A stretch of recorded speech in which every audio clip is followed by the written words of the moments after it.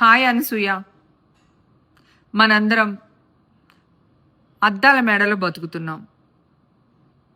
మనం మాట్లాడే ప్రతి మాట, మనం చేసే ప్రతి పనిని భూతద్దంలో చూస్తూ ఉంటారు, ఎస్పెషలీ సోషల్ మీడియా.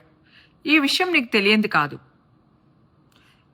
ఎందుకో అప్పుడప్పుడు స్లిప్ అవుతూ ఉంటాం. నీ వ్యక్తిగతం నీ ఇష్టం, నీ ధర్మం కూడా నీ ఇష్టం. కానీ కోట్ల ప్రజల విశ్వాసాలకు సంబంధించిన విషయాలు మాట్లాడుతున్నప్పుడు జాగ్రత్తగా మాట్లాడాలి. మాట్లాడే మాటలకు చేసే పనులకు మధ్య తేడా ఉంటే వెంటనే పసిగట్టేస్తారు. జై శ్రీరామ్ అనేది స్లోగన్ కాదు, కోట్ల మంది హృదయాల్లో నిలిచిపోయే ఒక మంత్రం.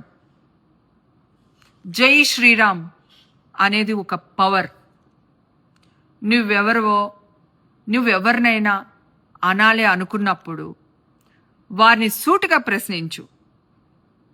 అంతేగాని దేవుడి ఫోటోలు పెట్టుకొని జై శ్రీరామ్ అని ఆ ముసుగులో ఒక వర్డ్ యూజ్ చేసావు, అది నాకు అనాలనిపించట్లేదు. ఇది కరెక్ట్ కాదు. హిందువులు మనోభావాలు దెబ్బతినేటట్టు మాట్లాడడం కరెక్ట్ కాదు.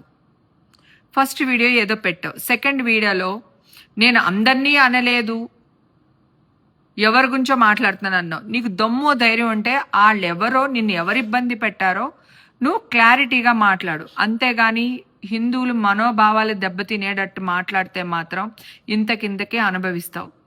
కర్మ రిటర్న్స్, అది నేను బాగా నమ్ముతాను. నా చుట్టూ ఉన్న వాళ్ళకి కూడా తెలుసు.